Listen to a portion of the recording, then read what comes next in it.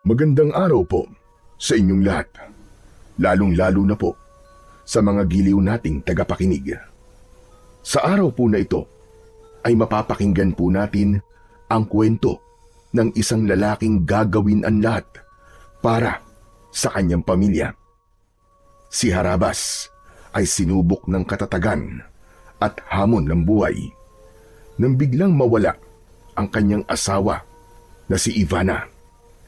Bilang isang magsasaka, ay kakailanganin niyang iwanan ang palayan sa pangangalaga ng kanyang anak na si Val upang mapuntahan ang asawa sa baryo ng Aklan.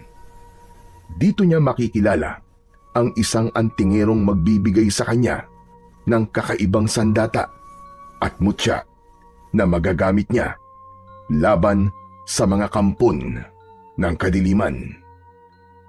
Magagawa pa kaya niyang mabawi ang kanyang asawa na si Ivana? Magtagumpay kaya siya laban sa lumalakas na puwersa ng kadiliman? Sama-sama po nating pakinggan ang buhay at pakikipagsapalaran ng magsasakang manunugis na sumugod sa baryo ng Aklan. Ngunit bago po ang lahat, mga idol, huwag naman po nating kalimutang mag-subscribe at i-hit ang notification bell sa aking YouTube channel na The Voice Addict at Apong Isaak para sa mas marami pang makapigil hiningang kwentong aswang at katatakutan mula sa mundo ng kababalaghan.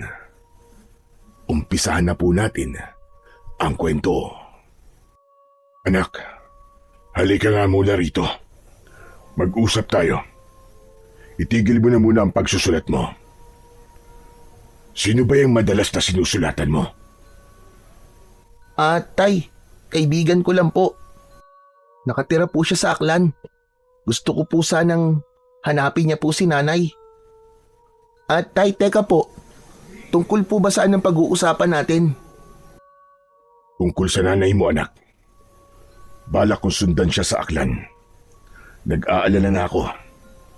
Hindi na siya nakabalik simula nang umalis siya. Tay, iiwan niyo po ako dito? Oo, anak. Hindi kita pwedeng isama ron. Delikado at mapanganib para sa'yo. Pero tay, paano naman po ako dito? Baka ikaw naman po ang hindi na bumalik. Bakit, anak? Wala ka bang tiwala sa akin? Dati ako maninugis ng mga aswang. Kaya alam ko na ang pupuntahan ko ay maraming masasamang elemento at nagtatago sa dilim. Kaya nga masyado na ako nag-aalala sa nanay mo eh. Paano ko napahamak na siya? Tay, sasama na lang po ako. Huwag mo po akong iiwan dito na mag-isa. Hindi ka pwedeng sumama sa akin, anak. Sino may iwan sa palayan? Ikaw lang ang maaasahan ko rito na magbabantay sa tanim natin ng mga palay. Pati na ang pag-aalaga sa mga hayop. Alam mo naman, anak, na marami pa rin na magdanakaw ngayon. Tay, ayoko pong maiwan dito eh. Nakikiusap po ako sa inyo, tay. Isama niyo na lang po ako. Sige na. Anak, nakikiusap din si tatay sa'yo. Mahalaga ka sa akin. Ayokong pati ikaw ay mapahamak ng dahil sa amin ng nanay mo. Isa pa, mapanganib ang lugar na pupuntahan ko. Sana naman ay maintindihan mo ko, anak. Huwag nang matigas ang ulo mo. Mahirap din naman sa akin na iwan ka rito na mag-isa. Ngunit mas pipiliin ko na hindi kita isama kaysa mapahamak ka sa pupuntahan ko. Tay, nag-aalala po ako sa inyo ni nanay eh. Natatakot po ako eh.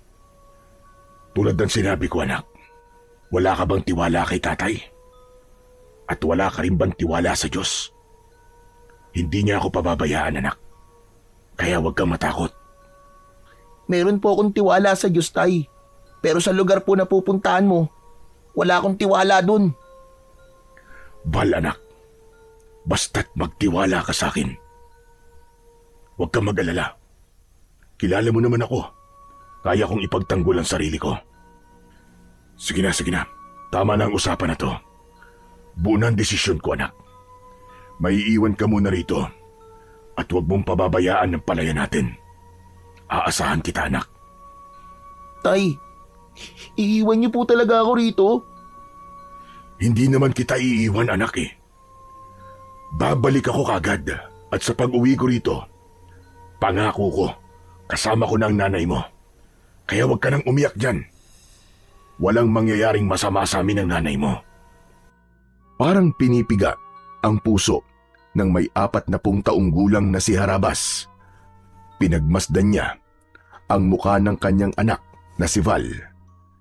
Nakatungo ito at umiiyak habang ang luha ay pumapatak sa kulay dilaw na papel na madalas na pinagsusulatan nito. Palagi niyang nakikitang nagsusulat ang anak para sa kaibigan nito na nakatira sa Aklan. Dala ng awa ay mahigpit niyang niyakap ang kanyang anak na si Val. Mas lalong lumakas ang iyak nito. Kaya hindi siya umalis sa tabi nito hanggat hindi ito tumitigil sa pag-iyak.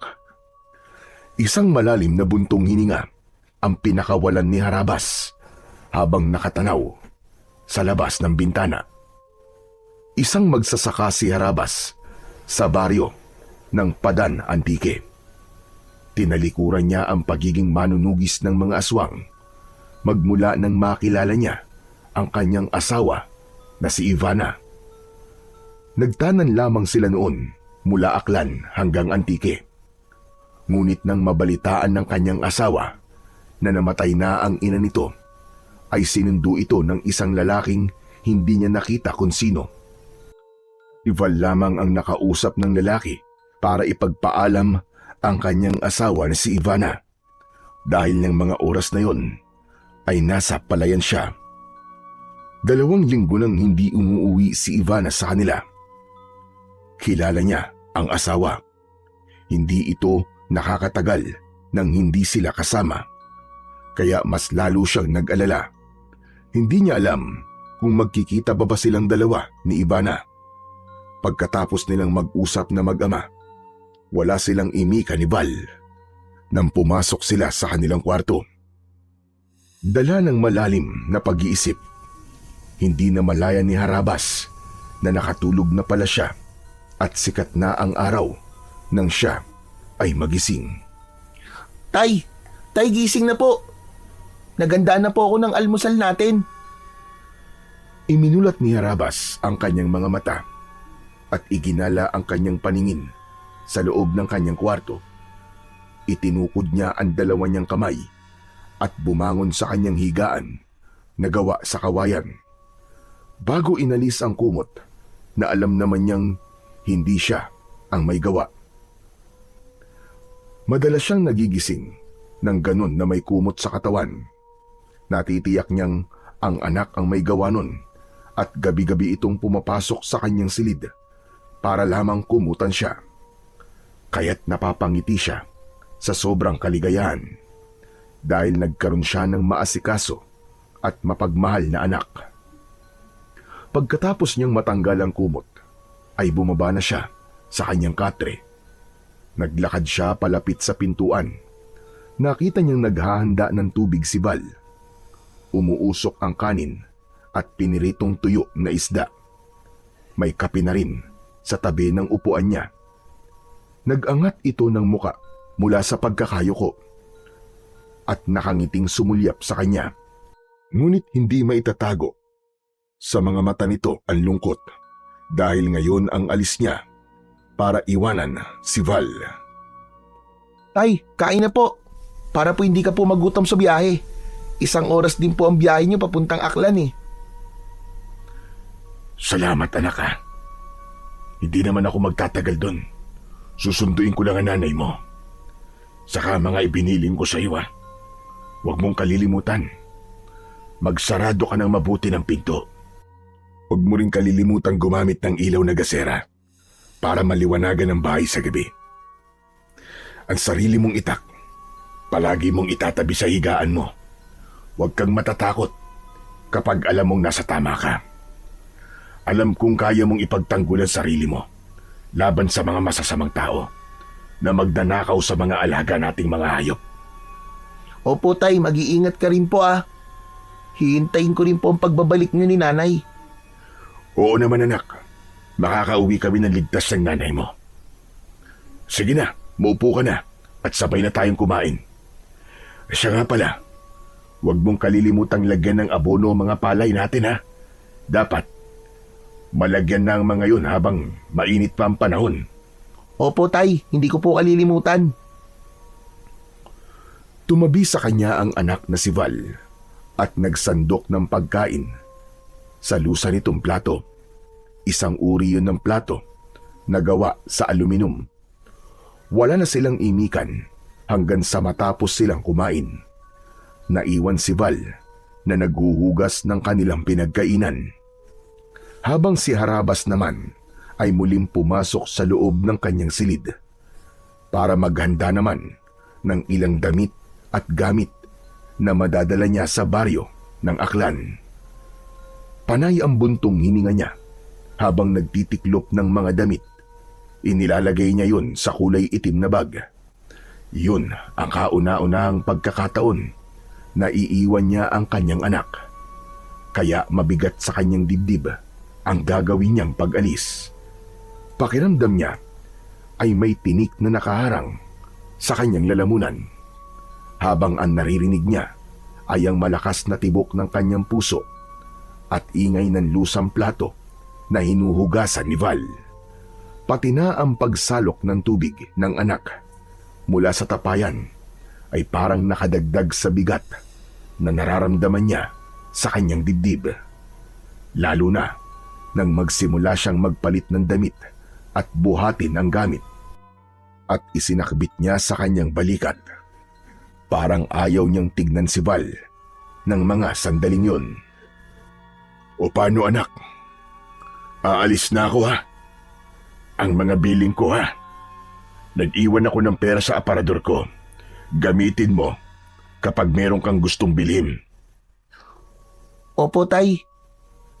Tay, mag-iingat ka po sa pupuntahan mo ah. Hindi siya sinulya pa ni Val. Tuloy pa rin ang paghuhugas nito ng pinggan at ng mga baso. Isang malalim na buntong hininga ang pinakawalan niya.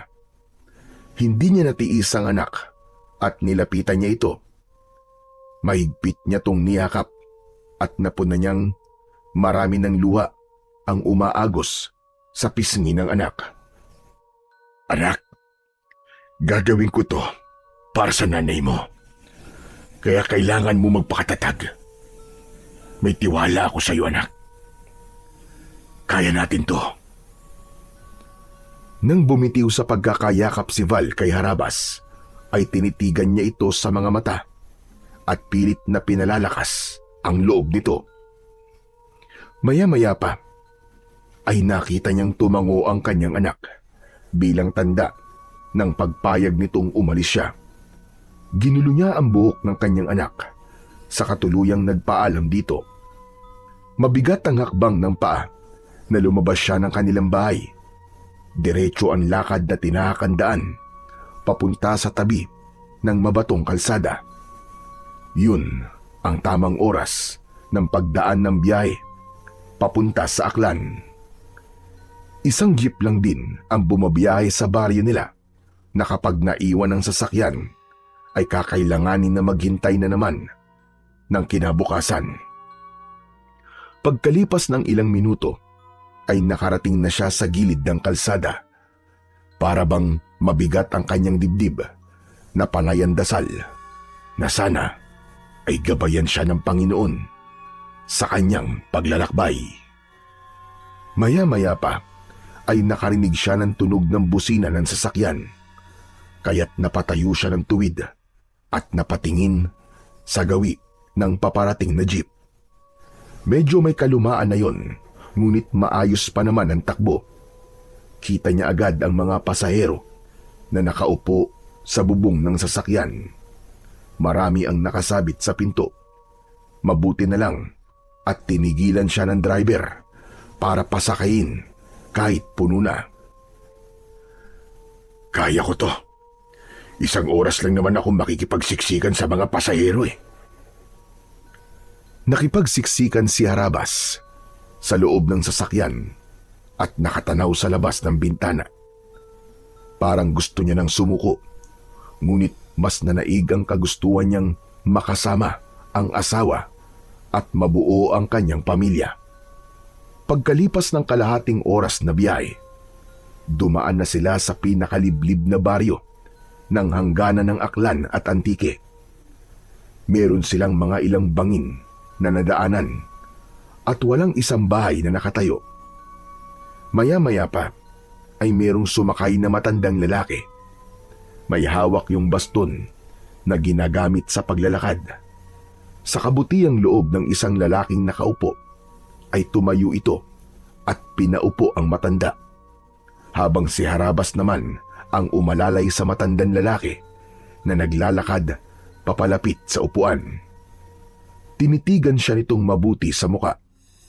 Pagkatapos ay naupo sa katapat ng kanyang kinatatayuan, habang ang lalaking umalis kanina ay tumabi na rin sa kanyang tayo. Kagaya niya ay kumapit na rin ito sa bakal na nasa bubong ng jeep. Maraming salamat sa inyo, mga iho. Kayo lamang ang nagpaupo sa akin. Madalas ako sumasakay ng jeep, pero hindi man lang ako nakaranas na paupuin ng mga nakaupong lalaki. Siguro ay hindi kayo taga rito, ano? Sumagot ang lalaking nagmagandang loob kanina sa matanda. Sinabi nito na yun ang natutunan nito sa kinagisnang mga magulang. Nakilala ni Harabas ang lalaki sa pangalan na Roel, taga Maynila, at nagbabakasyon lang sa Aklan para sa kapatid na nagtanan. Nagkataon na dun din siya bababa ng sasakyan. Maging ang matandang tinulungan niya ay sa lugar din na yun papunta. Nalaman ni Harabas na kaya marami ang uuwi sa baryong yun dahil sa nalalapit na piyesta ng pagsikat ng bilog na buwan. Yun ang pinakamahalagang pagdiriwang ng baryo ng Natas sa Aklan para sa pagsisimula raw ng masaganang ani. Pero iba ang kabang bumundol sa kanyang dibdib. Iba ang pakiramdam niya sa nasabing pagdiriwang dahil ilang beses na siyang humarap sa iba't ibang klaseng labanan. Alam niyang ang piyesta sa baryo ay hindi lang piyesta ng mga normal na tao, kundi pagdiriwang din ng mga nilalang na nagtatago sa dilim. Bahagyang nagulat si Harabas nang marinig ang boses ng matanda. Nandito na pala tayo. Hindi pa ba kayo bababa? Sinulyapan ni Harabas ang hinintuan ng mga sasakyan, kaya't bahagya siyang nagtaka dahil mabilis silang nakarating sa baryong pupuntahan niya. Maya-maya pa ay naramdaman ni Harabas na kasunod na niya ang matanda sa pagbaba ng sasakyan, kasama ang lalaking si Ruel. Pagbaba nito ng jeep, ay umalis kagad ito at sumakay naman ng kalesa para ihatid sa lugar na pupuntahan ito. Kaya naman, magpapaalam na rin sana si Harabas sa matanda nang bigla itong natumba sa tabi niya. Nagkagulo ang mga tao nang makitang nawalan ng malay ang matanda. Binuhat niya ito at dinala sa mahabang bangko na gawa sa tabla. Inihiga niya ito at pinaypayan gamit ang kanyang kamay. Marami ang nag-alok ng tulong, pati na ang mga gamot, para sa agad na pagbabalik ng malay ng matandang lalaki. Malamig ang katawan nito dahil sa pawis. Hindi niya ito iniwan at kinalong ang ulo nito habang banayad ang paghinga. Marami pong salamat sa tulong nyo para po sa gamot. Ngumiti ang babaeng nagbigay sa kanya ng panghaplas na katingko at sinabi nito na kilala raw ng mga ito ang matanda. Tawag daw nila sa matanda ay Lolo Estoy. Mabait daw ito at kilalang albularyong antingero sa baryo ng Natas. Pagkatapos nilang makipag-usap sa babae, ay ginamot naman niya si Lolo Estoy. Ilang saglit pa Nagkamalay naman na ang matanda. Una nitong hinanap ang hawak nitong baston kanina. Anong nangyari? Nawalan ho kayo ng malay, Lolo Estoy. Siya nga po pala. Nandito po ang tungkod nyo. Salamat. Diyos ko. Aray, pasensya ka na. Nahilo kasi ako kanina.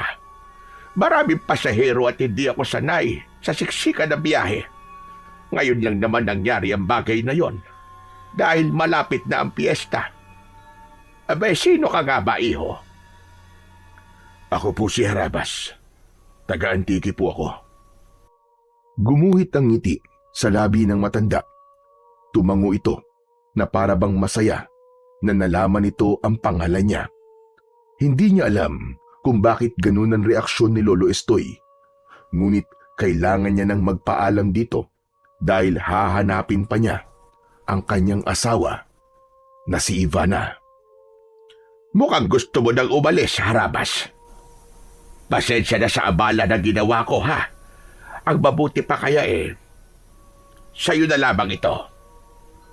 Napakunot ang noo ni Harabas nang makitang dumukot sa bulsa si Lolo Estoy. Nang makuha nito ang bagay sa loob ng bulsa, ay tumambad sa kanyang paningin ang isang bilog na bato. Parang isang ordinaryong bato lang yun na makinis lang ang balat. Kulay itim yun at mukhang matagal nang nakatago. Isang bato? Ano naman po ang gagawin ko sa batong yan, Lolo Estoy? Magagamit mo ito.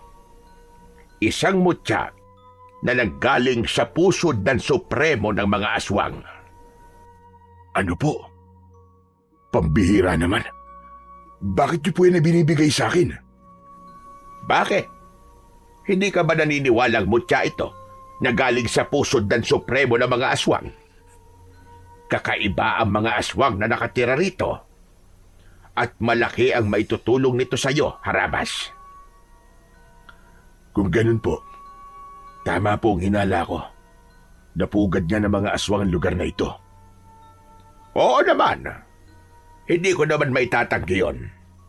Kaya wala kang karapatan na pagkatiwalaan ang isa man sa lugar na to. Dahil halos lahat ng nakatira rito ay merong kakaibang pagkatao. Pero meron pa namang matitinong tao sa lugar na to. Kaya sige na, tanggapin mo na itong mutya. Ingatan mo ang bato na yan. Ililigtas ka niyan sa tiyak na panganib. May dahilan kung bakit tayo nagkita ngayon. Isipin mo na ako ang ipinadala ng Diyos para gabayan ka sa pupuntahan mo. Balang araw, matatapos din ang masasamang gawain ng mga taong naninirahan dito. Tumayo ang matanda at kinuha nito ang tungkod. Ang itsura ng kahoy ay pabaluktot sa hawakan. Kakaiba ang nakaukit na disenyo sa tungkod nito. Napatingin si Harabas sa mga taong abala sa pagtitinda ng mga pagkain sa mga pasaherong bumababa sa jeep. Sanay si Harabas sa ganung mga lugar. Dahil dati siyang manunugis ng mga aswang, hindi siya natatakot noon kapag nakikipaglaban sa iba't ibang uri ng mga aswang. Pero ngayon, kakaiba ang takot na nararamdaman niya. Para bang isang gera ang pupuntahan niya. Ganon din siguro kapag merong anak na alam niyang naghihintay sa kanya. Pinuno niya ng hangin ang kanyang dibdib bago siya tumayo at nagpaalam na sa matanda. Ngunit nagulat siya nang ibigay sa kanya ng matanda ang hawak nitong baston. Ikaw na ang gumamit nito, Harabas. Sa tingin ko ay mas kakailanganin mo yan. Hindi pwedeng maghiwalay ang tungkod at ang mutya.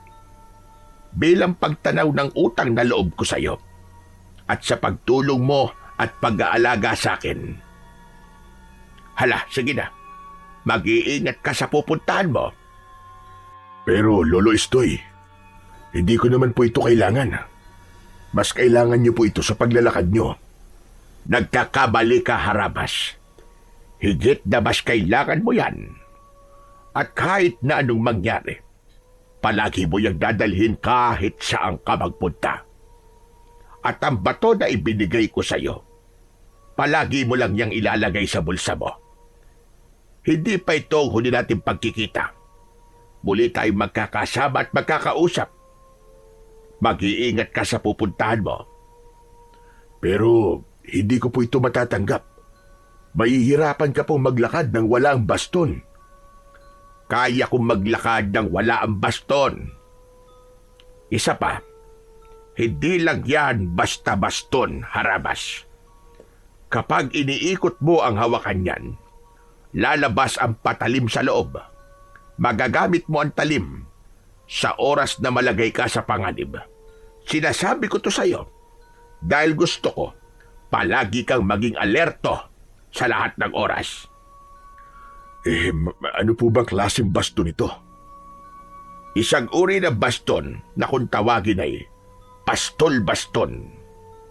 Matagal na panahon nang nagamit yan laban sa masasamang elemento ng kadiliman.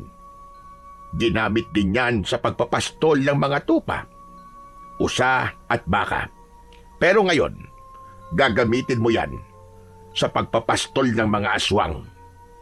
Hindi para pakainin, kundi para palayasin sa baryong ito, o di kaya naman para tuluyang patahimikin. Ikaw ang inaasahan kong makakagawa doon. Pero hindi po yun ang totoong dahilan kung bakit ako nandito. Naparito po ako dahil sa asawa ko si Ivana. 2 linggo na po siyang nawawala.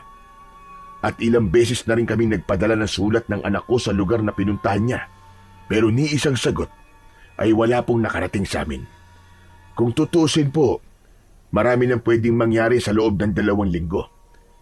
Pero umaasa pa rin ako na sana ay walang nangyaring masama sa asawa ko. Kung nagpunta nga siya rito, natitiyak kong buhay pa siya. Pero kung naganap na ang piyesta, malamang wala na siya at hindi mo na siya mababawi pa. Ano pong ibig niyong sabihin, Lolo Estoy? Maraming kultura ang umiiral sa lugar na ito. At ang pinakasikat ay ang kulturang itim na kayang magparami ng kanilang kampon. Sa madaling salita, naghahanap sila ng mga babaeng pagtataniman nila ng mga binhi. Alam mo na kung anong ibig kong sabihin. Hindi pa naman huli ang pagdating mo dahil 5 araw mula ngayon ay magaganap pa lang ang pagbilog ng kulay pulang buwan. Kaya nga sinasabi ko sa iyo na ang mga bagay na ibinigay ko sa iyo ay ingatan mong mabuti. Sige po, Lolo Estoy. Iingatan ko po ito. Sige ho. Kailangan ko na po palang magbadali. Ikaw ang bahala. Basta hindi ako nagkulang ng paalala sa iyo, mas makabubuting magpanggap ka na wala kang alam sa lugar na to. Panindigan mo na ikaw ay isang dayo at gusto lang mamiesta. Para sa kaligtasan mo. Tandaan mo, malalakas ang pakiramdam ng mga aswang. Aalalahanin ko po lahat ng sinabi niyo, Lolo Estoy. Kung kaya mo magpanggap na pilay, gawin mo para hindi mahiwalay sa iyo ang baston. Pati na ang batong hawak mo. Sige na, aalis na rin ako. Kailangan natin maghiwalay ng landas dahil baka mahalata nilang tinutulungan kita. Saka nagsimulang maglakad ang matanda papalayo sa kanya. Kagaya ng sinabi ng matanda, ay nagpanggap si Harabas na pilay. Nakatanaw siya sa papalayong si Lolo Estoy. Sa kanya inilinga ang kanyang paningin sa paligid. Nakita niya ang kadarating lang na kalesa na maghahatid sa kanya sa bahay ng asawa. Kinausap niya ang kutsero, isang matandang lalaki na may suot na salakot ang kanyang nakitang may hawak sa tali ng kabayo. Pagkatapos niyang ipakita sa lalaki ang address na nakasulat sa papel, ay sumampa na ito sa unahan ng kalesa. Bago siya sumampa at pumasok na rin sa loob ng kalesa. Habang tinatahak nila ang makipot na daan, papasok sa baryo ng Natas, ay panay din ang linga niya sa paligid. Matataas na punong kahoy at mga palayan ang nakikita niya sa gilid ng mabatong kalsada. Ang maliliit na kubo na gawa sa kugon at kawayan ay malalaki ang agwat ng layo sa isa't isa. Tila tahimik at ang tanging maririnig na ingay ay ang yabag ng paa ng kabayo at malakas na huni ng mga ibon na nakadapo sa sanga ng mga puno.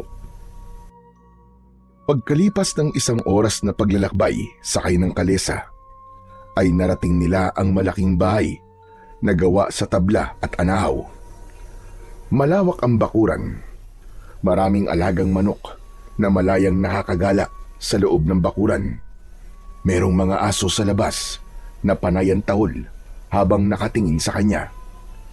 Napansin niya ang isang lalaking nagsisibak ng kahoy. May hawak na palakol at walang suot na damit pang itaas. Merong panyo sa leeg at butil-butil ang pawis na makikita sa noo nito. Nakakunot ang noo ng lalaki na nakatayo at tumigil sa ginagawa. Makahulugang napatingin ito sa kutsero. Saka naman bumaba ng kalesa si Harabas, dala ang kanyang bag. Pagkatapos niyang magbayad sa lalaki, ay umalis na rin ito. Inayos na muna niya ang bag sa likod bago lumapit sa pintuan ng bakuran. Lumapit din ang lalaki sa kanya at nagtanong ito. Nino ka? At anong kailangan mo? Dito ho ba nakatira si Ivana? Ivana Aldawi po. Hindi agad sumagot ang lalaki na sa tingin niya ay edad 55 taong gulang na. Saka pinagmasdan siya mula ulo hanggang paa. Binuksan muna nito ang tarangkahan ng bakuran at nagpunas ng pawis sa noo gamit ang panyo na nakasampay sa leeg nito. Kaano-ano mo si Ivana? Kaibigan niya po ko. Inimbitahan po niya akong mamiesta sa inyo. Kayo po ba ang ama ni Ivana? Hindi ako ang ama ni Ivana. Ako nakabili sa lupang kinatitirikan ng bahay ng mga magulang ni Ivana. Pagkatapos niyang makipagtanan nun sa lalaking nakilala niya sa sulat, ibinenta ng kanyang mga magulang ang bahay at lupa nila sa akin. Matagal nang wala mga magulang ni Ivana rito. Mangyari niya, lumipat na sila ng ibang lugar. Ang nakatira na rito ay kaming mag-asawa kasama ang aming anak na si Tongtong Sahor. Nako, paano po yan? Wala pa naman akong ibang matutuluyan dito. Wala po akong ibang kakilala rito. Hindi po kasi nabanggit sa akin ni Ivana na wala ng kanyang mga magulang sa dati nilang bahay. Kailan mo pa ba siya nakausap? Baka nahuli lang ang dating ng sulat niya. Kung gusto mo, meron kaming isang kwarto na pinapaupahan. Sinadya naming magpagawa ng kwartong upahan para sa nalalapit na piyesta. Marami kasing dumadayong mga tao rito para mamiesta. Yun naman kung gusto mo lang. Wala naman po akong magagawa. Wala talaga akong matutuluyan dito Sige po, ako na lang po ang uupa sa silid nyo. Magkano naman po ang babayaran ko kung sakali? Ilang araw ka bang mananatili rito? Kung hihintayin mo ang piyesta namin, 5 araw yun mula ngayon. Hindi po ako sigurado kung gaano po ako katagal na mananatili rito. Balak ko po sanang hanapin si Ivana kung saan siya nakatira ngayon. Ikaw ang bahala. Hindi ko naman nabalitaan na umalis siya ng baryo. Baka lumipat lang ng bayo di kaya tumira sa bahay ng lolo niya. Sige po. Pwede ko bang makita ang silid? Hindi na rin po ako makakagala dahil malapit na pong dumilim ang paligid at baka maligaw pa po ako kung mag-isa ako maghahanap sa kanya. Hayaan mo at pagdating ng anak ko ay pasasamahan kita sa bayan. Hindi ko kasi alam kung saan lumipat ng bahay ang pamilya ni Ivana. Matagal nang bakante ang bahay na to. Siguro mga nasa 10 taon na rin ang lumipas. Tapos nung nakaraan na linggo lang, lumipat kami rito.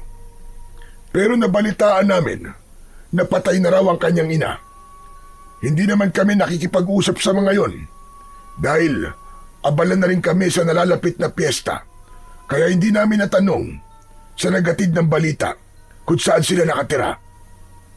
Ganun po ba? Sige po, tara na. Gusto ko na pong makita ang silid. Natigilan ang lalaki nang mapansin nito ang baston na hawak ni Harabas, pati na ang paraan niya ng paglalakad. Kasama yon sa sinabi ni Lolo Estoy para hindi malayo sa kanya ang baston pastol. Ang ganda naman ng baston mo. Hindi ko alam na may kapansanan ka pala. Mahihirapan ka nga maghanap sa bahay ni Ivana kung ganyan ang kalagayan mo. Dapat meron kang kasama kahit papano. Habang naglalakad, ay walang tigil sa pag-uusap ang dalawa. Inalalayan siya nito sa kaliwa niyang kamay, papasok sa loob ng bahay nito. Wala na po akong pamilya. Meron po akong asawa at anak. Iniwan ko po sa Padan. Taga-Antiki po ko. Malapit lang pala. 1 oras lang ang biyahe nun papunta sa lugar na to. Mukhang mahalaga nga ang sadya mo kay Ivana. Maya-maya pa ay tumigil ito sa paglalakad at itinuro sa kanya ang nakasaradong pintuan ng silid. Napansin niya ang isang babae na sa tingin niya ay edad 50 taong gulang. Lumapit ito sa kausap niyang lalaki at nalaman niyang Bartolo pala ang pangalan ng kanyang kausap. Malambing ang babae at nakangiting nakatingin sa kanya. Sinabi ng babae na nakilala niya sa pangalang Aling Tanya ay siya raw ang kauna-unahang uupa sa silid. Huwag kang mahiya rito. Pwede namang magbayad ka sa araw ng pag-alis mo dahil baka makita mo kagad ang bahay ni Ivana ay makakalipat ka kagad ng matutuluyan at hindi mo babayaran ng 5 araw na ilalagi mo sa kwartong yan. Kayo po ang bahala at marami pong salamat sa pagpapatuloy niyo sa akin dito. Walang anuman. O siya, sige na. Magpahinga ka na muna at mukhang pagod ka sa biyahe. Isasakop na kita sa isasaing na bigas ng asawa ko para mamayang gabi. Isipin mo na lang na bisita ka namin dito. Kaya huwag kang mahihiya. Isipin mong bahay mo to. Marami pong salamat sa kabutihan niyo, Mang Bartolo. Pati po sa inyo, Aling Tanya. Nakangiting tumango ang mag-asawa bago nagpaalam sa kanya. Nang makaalis na ang mag-asawa sa harapan niya, pumasok naman si Harabas sa loob ng kwarto. Isinara niya yun at iginala ang kanyang paningin. Isang lumang aparador na walang laman ang tumambad sa kanyang paningin. Isang higaan na gawa sa tabla at mga nakatiklop na unan at kumot ang nakita niyang nakahanda sa higaan. Sa likod naman ng pinto ay merong nakatiklop na banig na gawa sa abaka. Nakahilera ang walis tambo para sa sahig na gawa sa tabla. Makinis ang sahig at halatang nilagyan ng floor wax na pinakintab naman ng lampasong nyug. Makaluma ang estilo ng sahig at parang talagang nasa sinauna siyang panahon. Ganon din ang gasera na gawa naman sa babasaging taklob na tumatakip sa ilaw na may tela at gas. May hawakan yun na gawa sa alambre na ginamit naman para maisabit ito sa dingding na malapit sa bintana. Lumapit siya sa nakabukas na bintana at tanaw niya mula roon ang kakahuyan na maginhawa sa kanyang paningin. Merong ilang mga banderitas ang nakasabit sa gilid ng natatanaw niyang kalsada na papunta sa bayan ng Natas. Isang malalim na buntong hininga ang pinakawalan niya bago niya inilapag ang kanyang bag sa sahig na katre, saka naupo at nahiga. Napatitig siya sa bubong ng kanyang silid. May kalumaan na rin yun ngunit wala namang butas. Biglang sumagi sa kanyang isip ang iniwan niyang anak sa padan. Nag-aalala siya at nakukonsensya sa kanyang ginawa. Kaya kailangan niyang mahanap kagad ang asawang si Ivana para makabalik siya kagad sa piling ng kanyang anak na si Val. Bumangon siya at kinuha ang mga gamit. Kinuha niya sa bulsa ang bato. Pinagmasdan niya ang bagay na yun. Habang hawak niya yun, ay bigla niyang naramdaman ang pag-iinit ng bato. Saktong pagkatok sa labas ng kanyang silid, narinig niya ang boses ni Mang Bartolo. Harabas! Pwede ba akong pumasok? Mabilis na itinago sa bulsa ni Harabas ang bato. Saka nilapitan ang nakasaradong pintuan. Pagbukas niya, ay nakita niyang may dala si Mang Bartolo ng isang tasang kape at platito na may laman na nilagang saging na saba. Kumain ka muna habang hindi pa nakakaluto ng hapunan si Tanya. Baka nagugutom ka na. Naku, maraming salamat po sa merienda. Walang anuman. Sige na, at nang makapagpahinga ka na, saka na lamang kita tatawagin kapag kakain na, para pagdating ni Tungtong Saur, ay ipapakilala na rin kita sa kanya. Matutulungan kanyang mahanap si Ivana. Maraming salamat po talaga sa tulong niyo, Mang Bartolo. Saka lang kinuha ni Harabas ang platito na hawak ni Mang Bartolo. Lumapat sa kanyang mga kamay ang mainit na tasa ng kape at saging. Kaya si Mang Bartolo na ang nagsarado ng pinto. Ipinatong niya ang kape at nilagang saging sa ibabaw ng lamesa bago niya muling dinukot ang bato na kanina pang umiinit sa loob ng kanyang bulsa. Gulat na gulat siya sa itsura ng bato. Ang kulay itim na bato ay naging kulay pula. Naglalagablab ang itsura na merong katamtaman na init. Diyos ko, ang mutya. Paano nagkaganito ang kulay ng bato? Ano kaya ang ibig sabihin ng pagbabago ng kulay ng bato? Ganito kaya ang mutya? Maraming katanungan ang nabuo sa isip ni Harabas. Habang nakaangat ang kanyang kamay, ay sinisipat ang itsura ng hawak niyang bato. Hindi naman masyadong mainit ang bato, kaya lang ay nagtataka siya sa itsura ng mutya. Hindi sinasadyang nabitiwan niya ang bato at pumatak yun sa nilagang saging. Nanlalaki ang mga mata nang makita ang kulay itim na usok na lumabas mula sa saging. Napaatras siya ng upo habang hindi inaalis ang paningin sa platito. Napalunok siya ng laway at nagtataka sa nakikitang itsura ng pagkain. Sandali, ano nangyayari? Bakit nagbago ang kulay ng nilagang saging nang bagsakan ito ng mutya? Nanginginig ang kamay ni Harabas nang damputin niya ang bato sa platito. Nagbalik sa dating kulay ang bato na kulay itim. Kaya naman, nang mahawakan niya ang bato, ay sinubukan niyang bitiwan ng mutya sa tapat naman ng tasa ng kape. Tumunog ang tasa nang lumapat ang bato sa loob nito. Mas lalong nanlaki ang mga mata ni Harabas nang unti-unting nagbago ang kulay ng kape. Naging isang malapot na kulay pulang likido ang kape.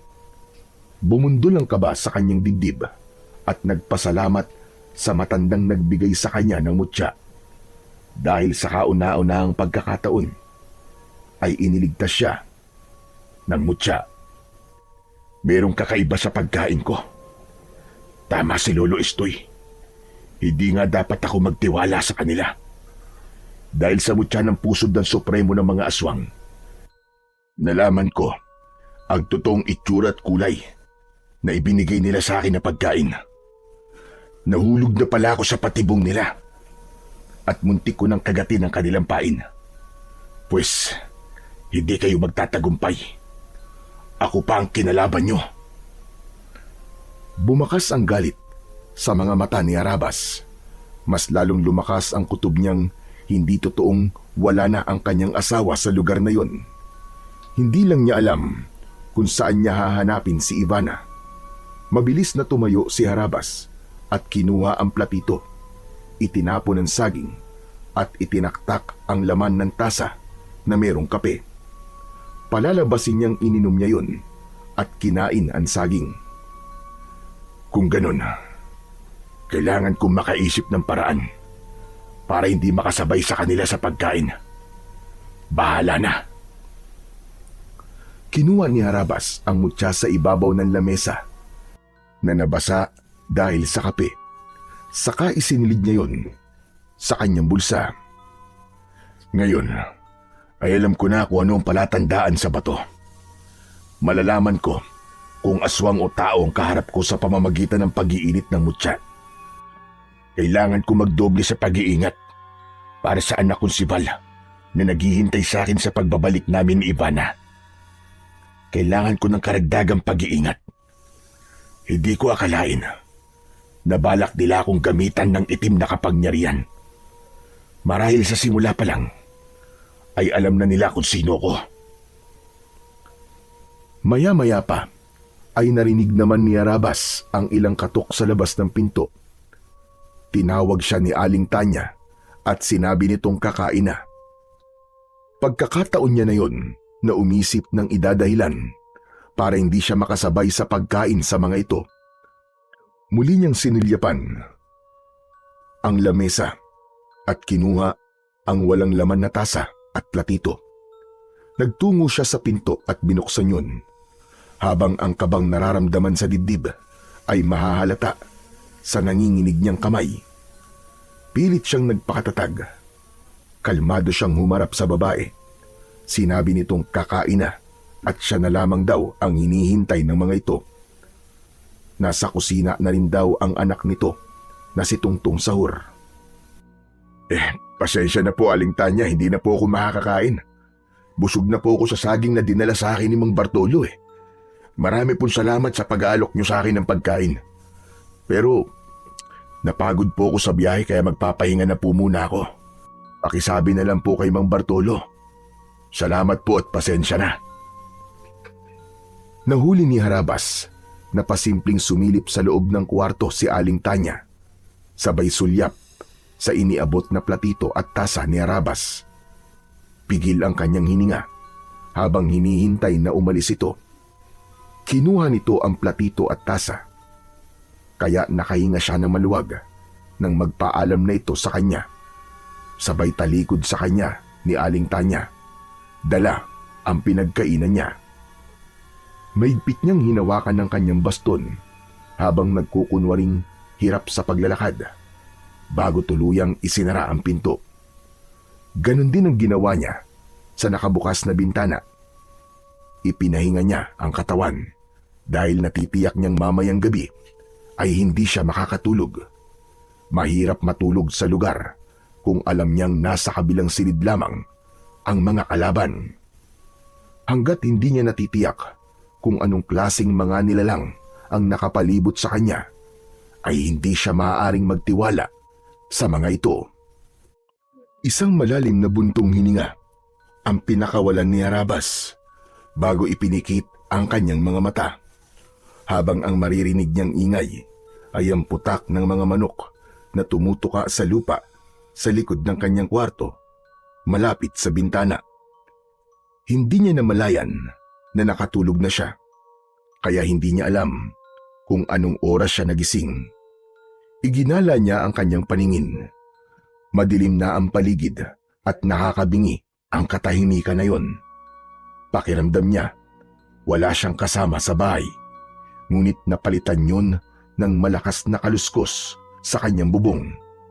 Tila pusang nagkukutkot at binubutas ang anahaw na bubong. Hinawakan ni Harabas ang baston, maging ang kanyang mutya sa loob ng kanyang bulsa ay umiinit ng mga sandaling yun.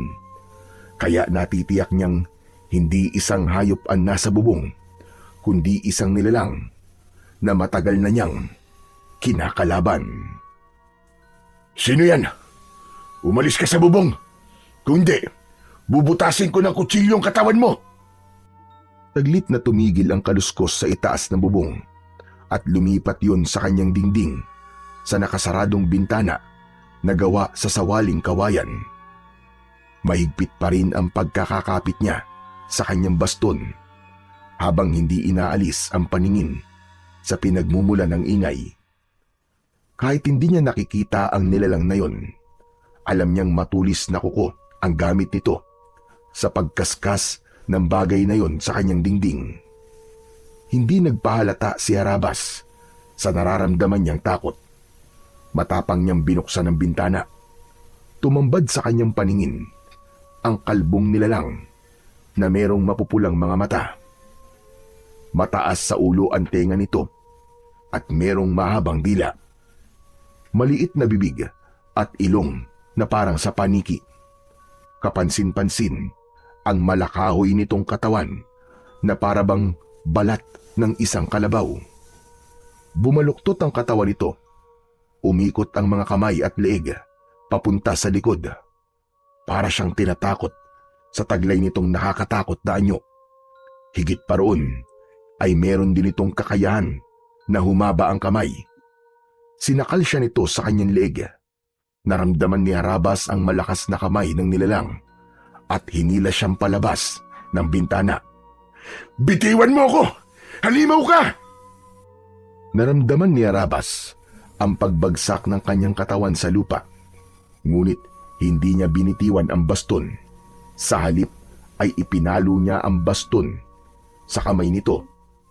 Tila napaso ito at nabawi ang kamay. Kaya naman, nagkaroon ng pagkakataon si Harabas para lumaban sa aswang. Nagulat ang nilalang sa pagsirko niya sa ere. Pagbagsak niya sa lupa ay sakto yun sa harapan ng nilalang. 2 palo kagad ang ginawa niya na tumama sa leeg ng kalaban.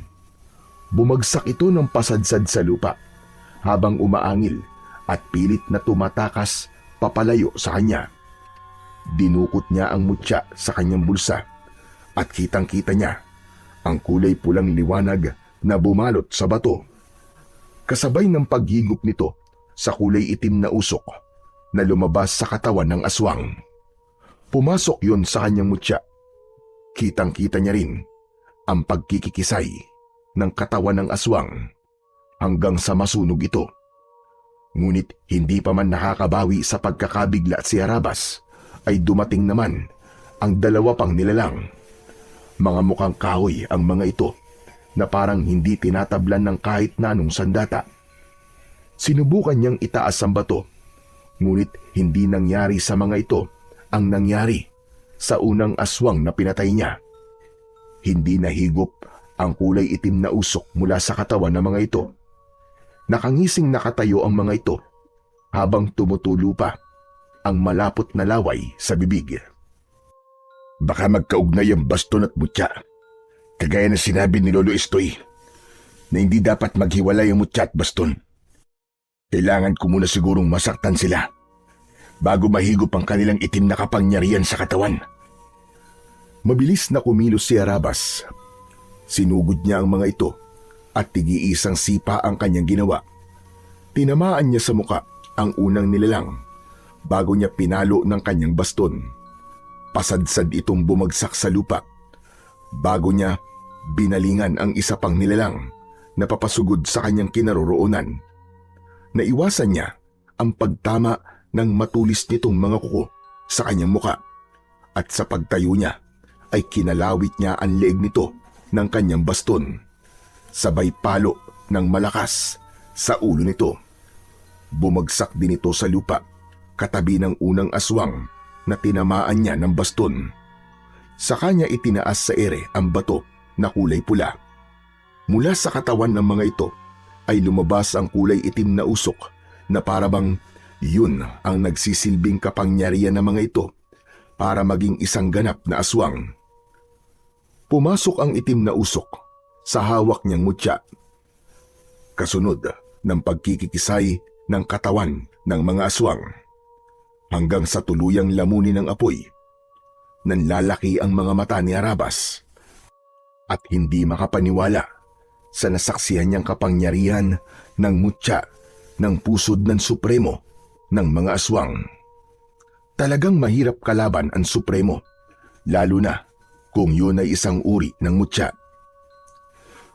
Kung ganun, matatalo ko ang mga aswang at mahihigop ng mutya ang kanilang kapangyarihan sa pamamagitan ng baston. Habang natitigilan si Harabas, ay muli niyang itinago ang kanyang mutya sa bulsa at ginamit ang baston para itukod ulit sa lupa. Nagkunwari ulit siyang pilay. Saktong dumating ang mag-asawa at lumapit ang mga ito sa kanya. Bakas ang kunwaring pag-aalala sa mukha ng mga ito. Kaya naman, nagkunwari din si Harabas na wala siyang alam sa pagkatao ng mga aswang. Hanggat hindi niya nakikita si Ivana, kailangan niyang magtiis. Nakangiti siyang humarap sa mag-asawa. Harabas, ano nangyari? Meron kaming narinig na mga ingay kanina. Malikot ang mga mata ni Mang Bartolo nang lumapit ito sa kanya. Nakasuot ito ng damit pantulog upang magmukhang kapanipaniwala ang pagpapanggap ng mga ito. Habang si Aling Tanya ay bakas ang takot sa muka na nakakapit pa sa kamay ni Mang Bartolo. Sinalubong naman niya ng tingin ang mga ito. Yun po ba? Wala yun. Meron lamang pong nangharana sa akin kanina. Kaya lang, sintunado po ang kanta. Hindi rin magandang tugtog ng dala nilang instrumento. Pinalayas ko na po sila. Kaya lang nagalit dahil hindi ko po sila binayaran. Totoo ba sinasabi mo, Harabas?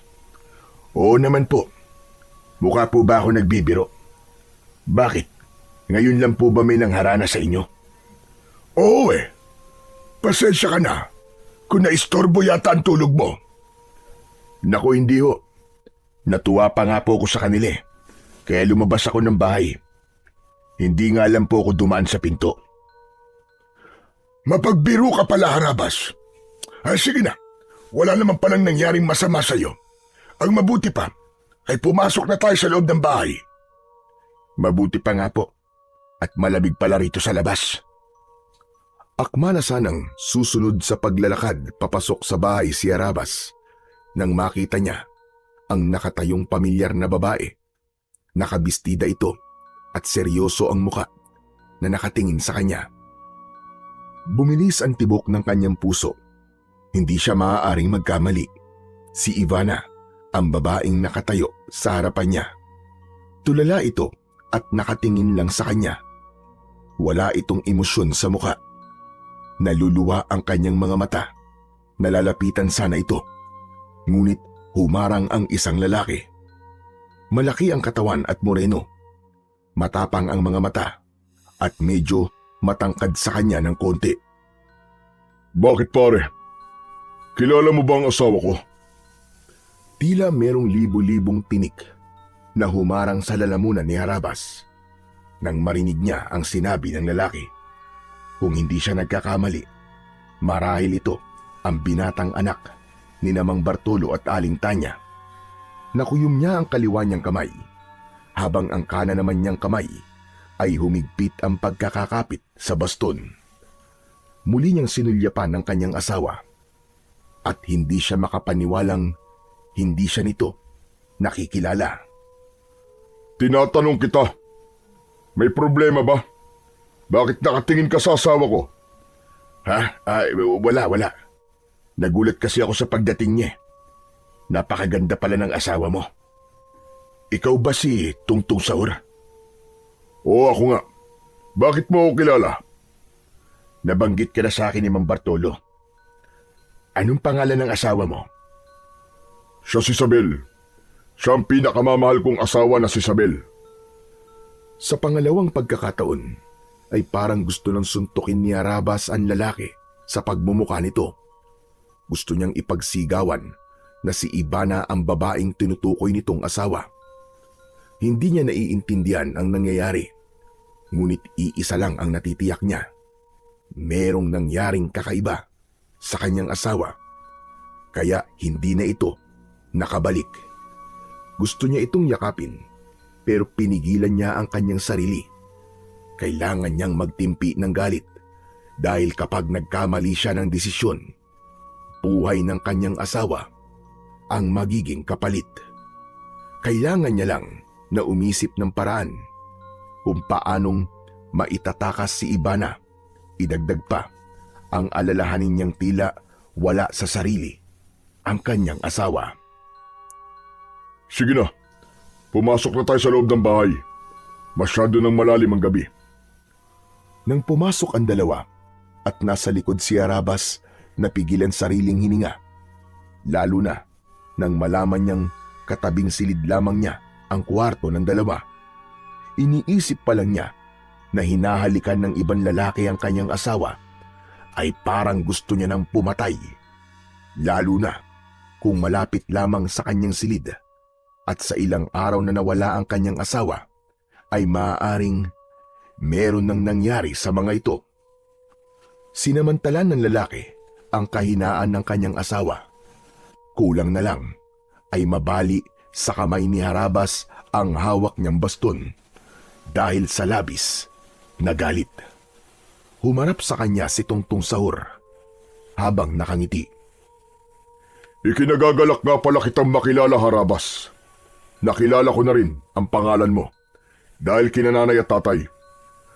Bukas na lang kitang sasamahan para hanapin ang kaibigan mo si Ivana.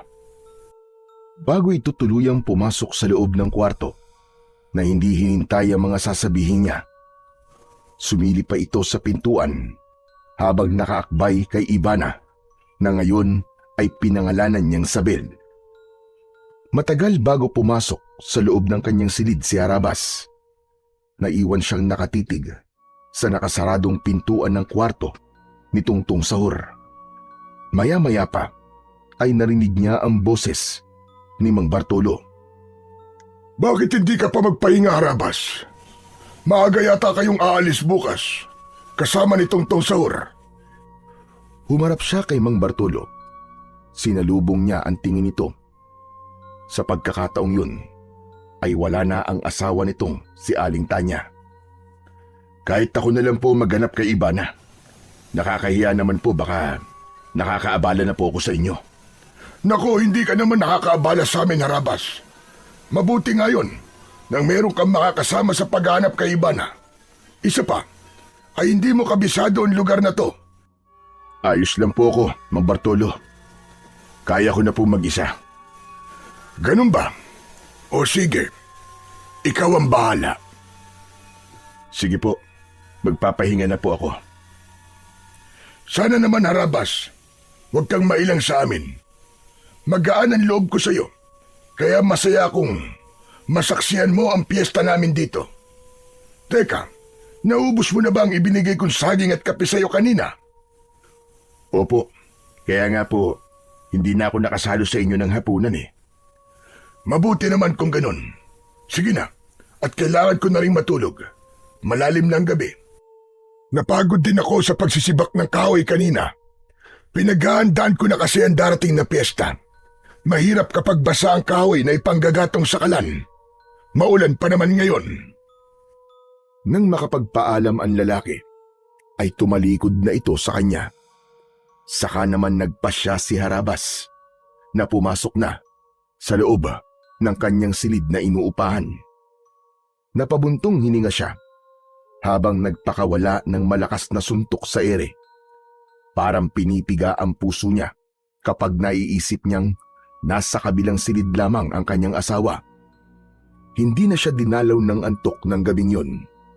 Kaya naman, maaga siyang bumangon sa kanyang higaan.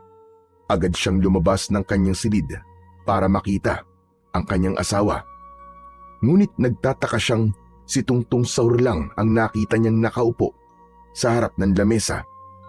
Seryoso itong nakatingin sa kanya at inalok siya ng kape.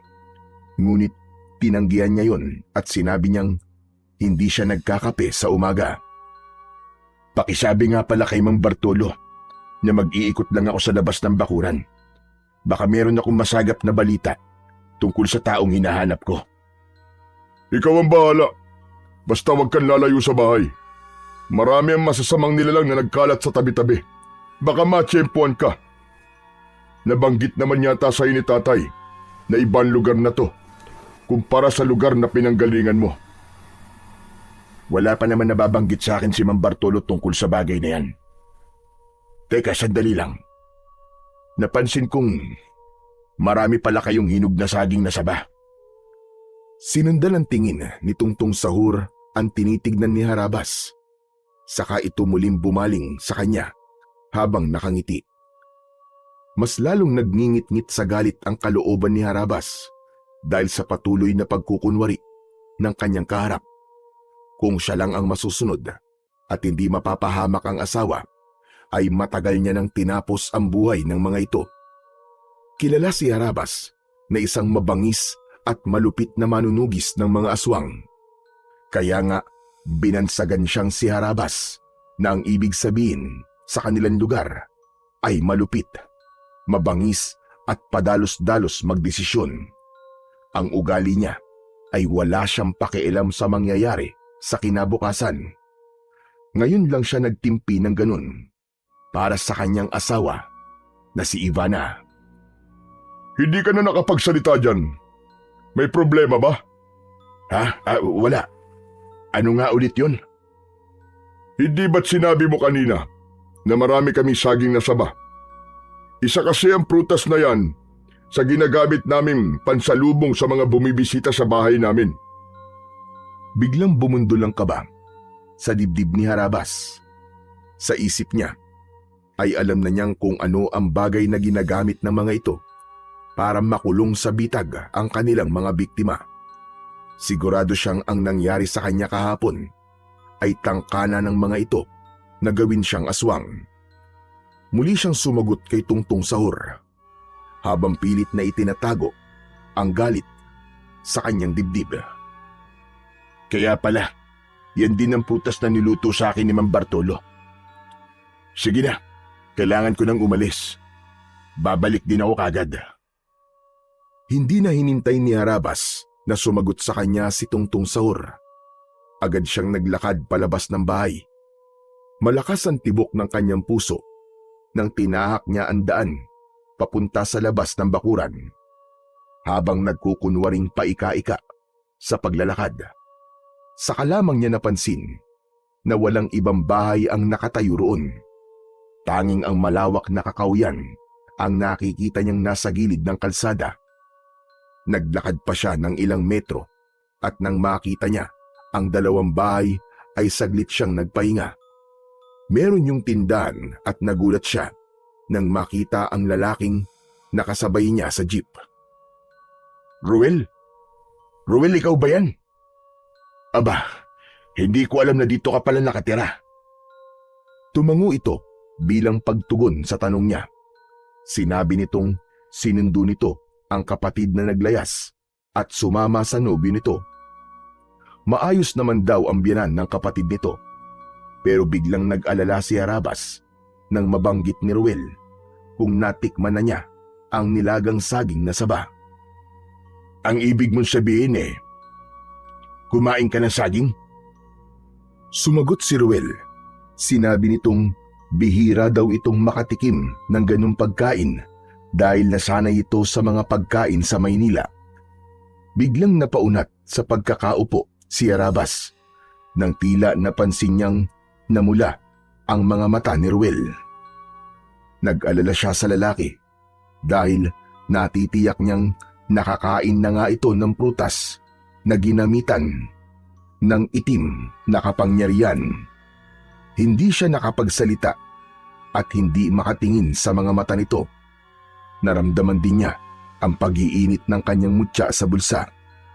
Nalulungkot siyang nabiktima na ng itim na kapangyarihan ng mga aswang ang lalaking nagpakita ng kabutihan kay Lolo Estoy. Maya-maya pa ay narinig niya na nagtanong ito tungkol sa nangyari sa paa niya. Natatandaan niyang alam nito na hindi siya totoong pilay, kaya umisip siya ng paraan kung paano niya mapapanindigan ang pagkukunwari niya. Naaksidente ako sa kalesa na magkahiwalay tayo sa sasakyan at ibinigay sa akin ni Lolo Estoy ang basto na to. Yung matandang tinulungan mo. Tumango ito at sinabing naaalala ang matanda. Saka ito nagsimulang magkwento ng tungkol sa buhay nito sa Maynila. Pagkalipas ng ilang minutong pagkikwentuhan nila ni Ruel, lumabas na rin ang kapatid ni Ruel, kasama ang nobyo nito. Sa likuran ng mga ito ay ang mag-asawa na seryosong nakatingin sa kanya. Hindi siya nagpahalata sa mga ito na nararamdaman niya na hindi na ito mga ordinaryong tao. Sige na Ruel. Kailangan ko nang umalis eh. Magpapaalam na ako. Inihatid siya ni Ruel hanggang sa labas ng tindahan ito. Pakiramdam ni Arabas ay nakatingin pa rin sa kanya ang pamilya ng nobyo ng kapatid ni Ruel. Habang tinatahak niya ang daan pauwi sa bahay ni Mang Bartolo, ay bigla siyang nag-alala sa kalagayan niya sa baryo. Hindi niya alam kung paano pa siyang makakatakas sa baryong napasukan. Ilang minuto lang ang lumipas ay narating na niya ang bahay ni Mang Bartolo. Diretso siyang pumasok sa loob ng kanyang silid at inihanda ang mga gagamitin sa muli niyang paglabas ng bahay para maghanap ng bago niyang malilipatan na bahay. Dinala niya ang dati niyang mga kagamitan sa pagtugis ng mga aswang at hindi na nagpaalam sa mag-asawa. Diretso siyang naglakad papunta sa kabilang direksyon ng daan. Ngunit kanina pa siyang naglalakad ay wala siyang makitang bahay na pwede niyang pagtanungan. Maya-maya pa ay biglang merong humawak sa kanyang balikat. Hindi siya nagdalawang isip. Iniangat niya ang baston at hinarap ang may-ari ng kamay. Inatake niya kagad ng hampas ng baston ang lalaking biglang lumitaw sa kanyang likuran.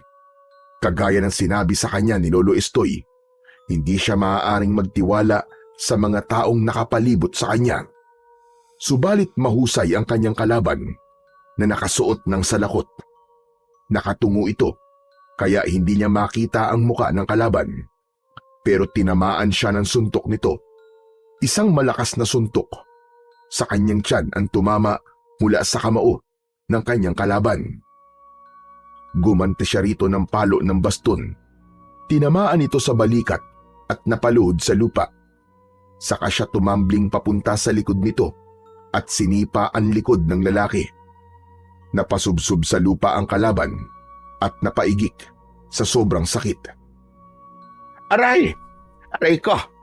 Diyos ko po, nabali yata ang tadyak ko. Ang lakas naman ng pagkakasipa mo, Harabas. Nabali yata ang tadyak ko ah. Aray ko! Gulat na gulat si Arabas nang makilala ang boses ni Mang Estoy. Pangiwi-ngiwi ang mukha nito na nakahawak sa tadyang. Mabilis naman niyang inilalayan ang matanda sa pagtayo. Diyos ko naman, Lolo Estoy. Bakit naman po kayo nagpapanggap na kalaban? Sinubukan lang naman kita. Kung kaya mong gamitin ang baston, hindi ko naman alam na mahusay ka palang makipaglaban. Aray ko! Ang tadyag ko! Ang sakit! Napuruhan mo yata! Huwag niyo na pong uulitin yung Lolo Estoy ah. Paano po kung natuluyan kita? Pambihira naman oo. Paano na lang kung napalakas ang ganti ko? Jesus Mariosep, hindi pa ba napalakas ang ganti mo, Harabas? Nabalian na yata ako ng tadyang. Ano bang ginagawa mo rito? Ako po dapat magtanong sa inyo ng ganyan. Bakit po kayo nandito? Ano ka ba naman, Harabas? Nakalimutan mo na bang dito ako nakatira? Pateka, bakit ka ba nandito sa Kakahuyan? Bala ko po sanang maghanap ng ibang bahay na matutuluyan. Ginamit ko lang na dahilan sa may-ari ng bahay na hahanapin ko si Ibana. Lolo Estoy, kagabi po, inatake ako ng mga aswang. Mabuti na lang po tinulungan ako ng baston at mutya. Nalaman ko rin po kung paano ko to gagamitin sa mga aswang. Hindi pa rin natatapos ang pagliligtas sa akin ng mutya. Muntik na po ako makakain ng saging na saba. Lahat ng nakatira sa bahay ng dati kong asawa ay mga aswang. Nakita mo na ba ang asawa mo? Opo, Lolo Estoy. Sa bahay mismo na inuupahan ko. Alam ko po na dating bahay yun ng mga magulang ng asawa ko. Kaya nga po nagulat ako at iba nang nakatira doon. Kumusta naman ang asawa mo? Hindi po siya ayos, Lolo Estoy. Nasa panganib po ang asawa ko. Hindi na po niya ako nakikilala. Nagkita kami kagabi, pero hindi niya ako pinansin. At iba na po ang pangalan niya. Hindi na siya si Ivana, kundi siya na po si Sabel. Sinasabi ko na nga ba't nakakuha na sila ng alay na pagtataniman nila ng binhi para sa nalalapit na piyesta. Teka, sandali lang po, Lolo Estoy. Pagtataniman nila ng binhi ang asawa ko. Hindi po bukid ang asawa ko. Ang hina naman ang isip mo. Alam mo na yon kung ano ang ibig kong sabihin. Ang binhi na tinutukoy ko ay anak. Isang alay ang asawa mo para gawing palahian ng mga aswang na malik. Sa pamamagitan ni Ivana, magpaparami sila ng lahi. Bukod pa sa paggawa ng aswang ng kanilang pinuno. Ibig niyo pong sabihin nasa panganib po ang buhay ng asawa ko.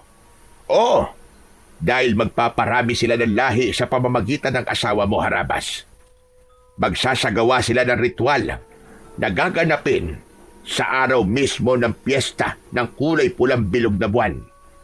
Ang pinuno ng mga aswang na tumangay sa asawa mo ang gumagawa ng mga aswang na malik dahil naniniwala sila na ang paglakas ng kanilang kapangyarihan ay sa pamamagitan ng kanilang magiging anak na gagawin sa pagbilog ng kulay pulang buwan o pista ng mga aswang.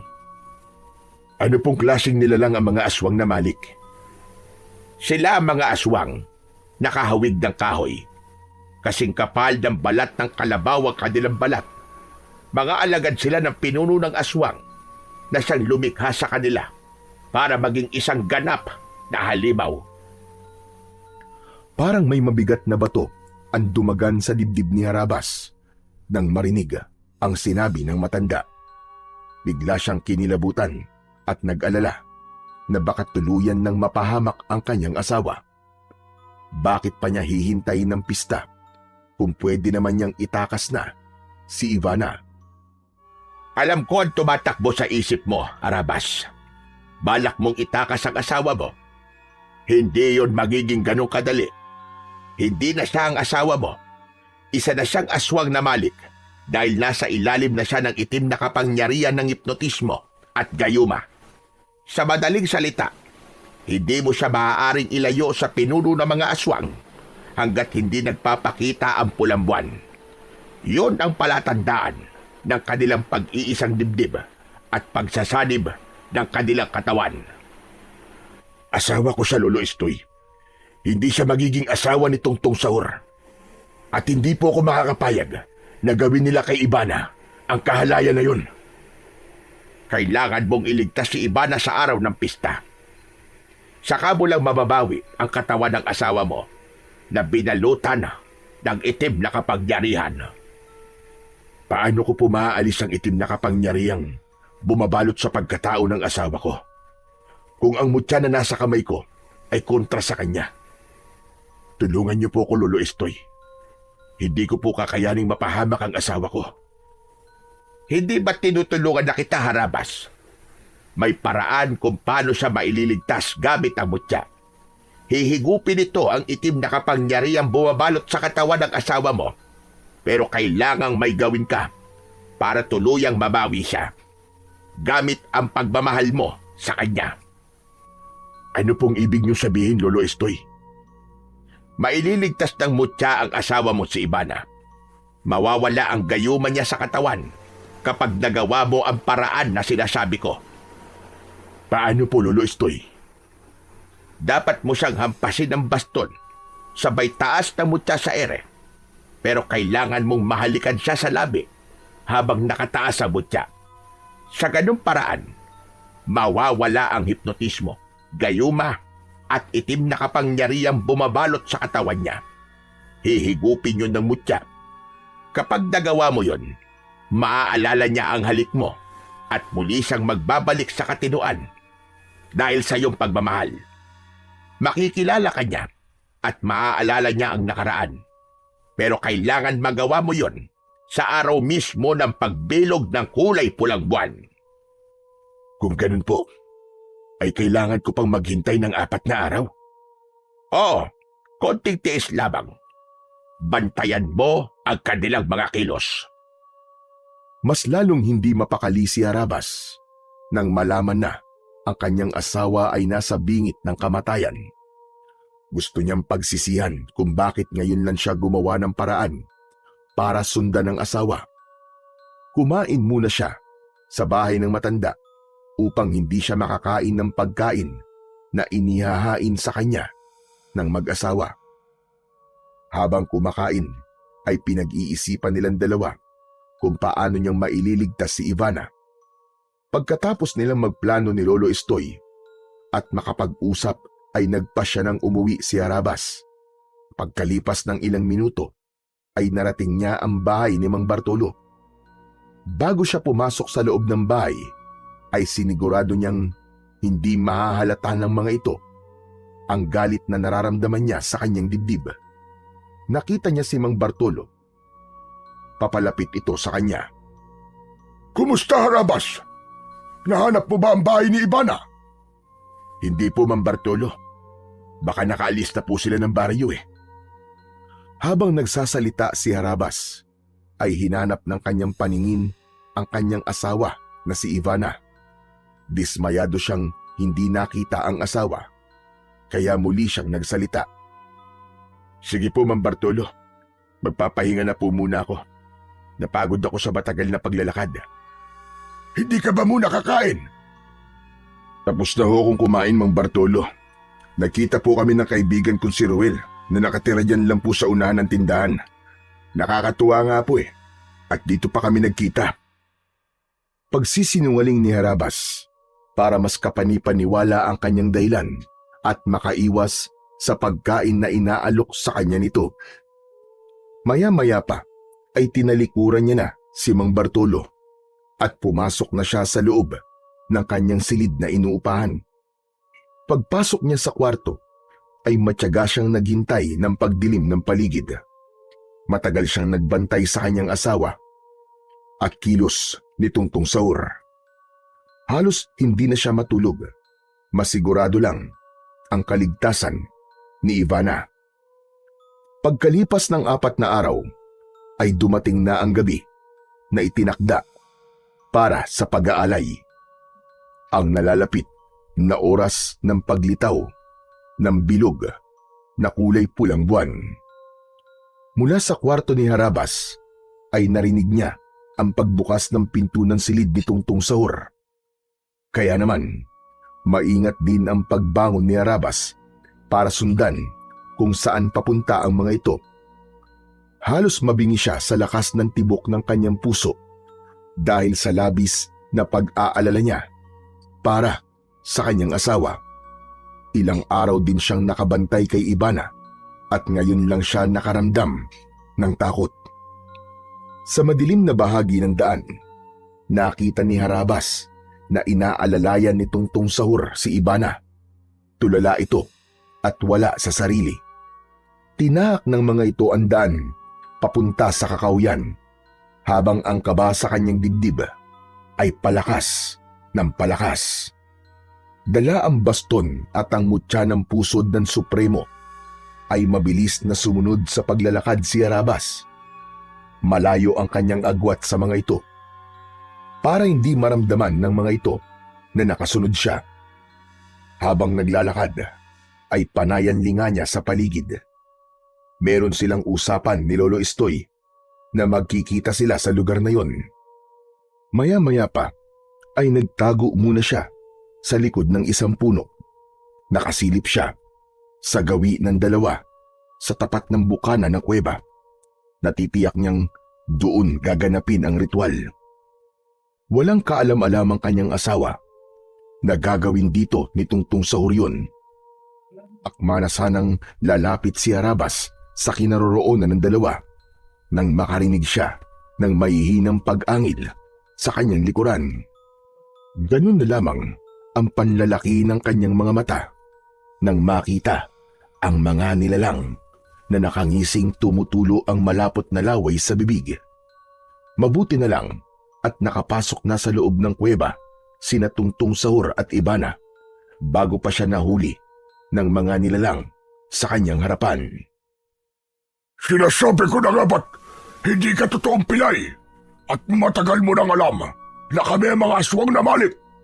Hindi ako nagkamali sa totoong pakay mo. Balak mong agawin sa amin ang aming alay. Hindi ko aagawin sa inyo ang alay nyo, kundi kukunin ko siya dahil asawa ko siya. Ang anak nyo na si Tungtong Sahur, papatayin ko siya. Huwag kayong magtago sa itsura nyo bilang aswang dahil kilala kita. Ikaw si Mang Bartolo at siya naman si Aling Tanya. Hindi ko hahayaan na magtagumpay kayo sa binabalak nyo sa asawa ko. Hindi mo kami mapipigilan. Matagal naming hinintay ang ganitong pagkakataon, kaya hindi ka magtatagumpay na labanan kami. Dito pa lang ay sisiguraduhin namin na mapapatay ka na namin. Sige mga kasama, ano pang hinihintay nyo? Atakihin nyo ang mapangahas na lalaking ito! Unang sumugod ang nilalang na merong humahabang dila. Pumulupot yun sa braso ni Harabas para mapigilan ang paggamit niya sa baston. Ngunit sa paglapat ng dila nito sa kanyang sandata, ay lumitaw ang usok mula sa dila nito para itong napasok sa kanyang sandatang baston.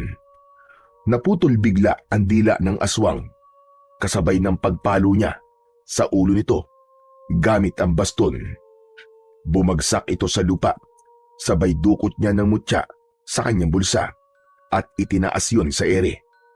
Lumiwanag ang bato at hinigop ang kapangyarihang itim mula sa katawan ng nasaktan na nilalang.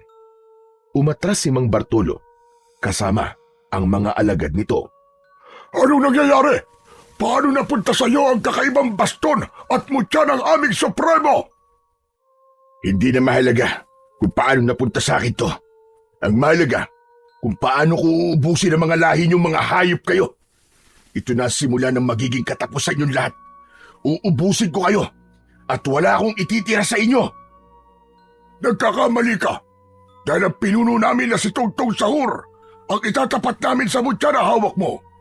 Sa oras na may isagawa ang ritual sa asawa mo, hindi mo na siya matatalo at mawawala ng tuluyan sa iyo si Ibana. Hayop ka. Kung ganun pala, matagal mo nang alam na si Ibana ang nawawala kong asawa. Patutunayan ko sa iyo na hindi kayo magtatagumpay ng anak mong demonyo at lalaban ako hanggang sa huling hininga ko. Dala ng matinding galit na nararamdaman ni Harabas, ay mabilis niyang inatake ng palo ng baston si Mang Bartolo. Ngunit humaba ang kamay nito at nasakal siya sa leeg. Hindi siya nagpatinag. Kahit nararamdaman niya ang sakit, ay pinilit niyang makawala sa kamay ng kalaban. Naramdaman din niya ang pagbaon ng kuko nito sa kanyang balat. Kaya buong lakas niyang hinampas ng hawak niyang baston ang kamay ni Mang Bartolo. Napasigaw ito sa labis na sakit at nabitiwan ang kanyang leeg. Napaatras ito ng hakbang, papalayo sa kanyang kinatatayuan. Habang hawak ang kamay na tinamaan ng baston. Pumalit naman si Aling Tanya na panayang angil habang inaatake siya nito ng kalmot. Muntik siyang tamaan sa muka ng matutulis nitong mga kuko, ngunit naiwasan niya ang bawat pag-atake nito.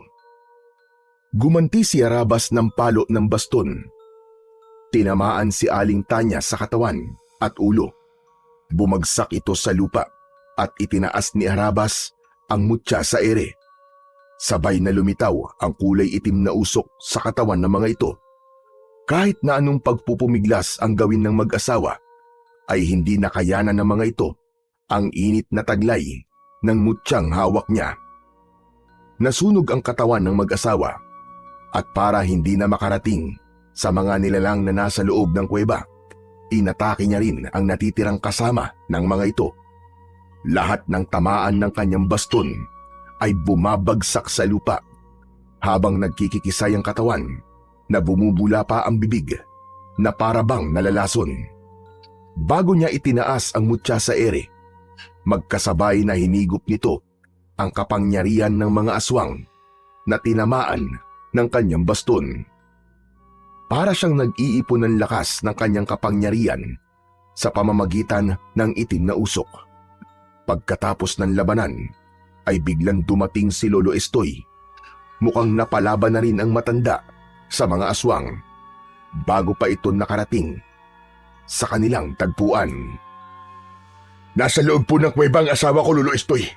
Kasama si Tungtong Sahur. Humanda ka, dahil ito na ang simula ng tunay na laban. Ano pong ibig niyo sabihin? Marahil sa mga oras na ito, ay gumagawa ng panibagong aswang ang pinuno nila, habang si Ivana ay nakahanda na para sa gagawin nilang ritual. Lakasan mo ang loob mo para sa gagawin nating pagsugod sa kuta nila. Magaan ang hakbang ng mga paa na nilapitan nila ang pintuan ng kuweba. Malakas ang tibok ng puso ni Harabas habang habol ang sariling hininga. Ilang saglit pa ay naririnig na nila ang nakakakilabot na tinig ni Tungtong Sahur habang nagsasagawa ito ng ritual.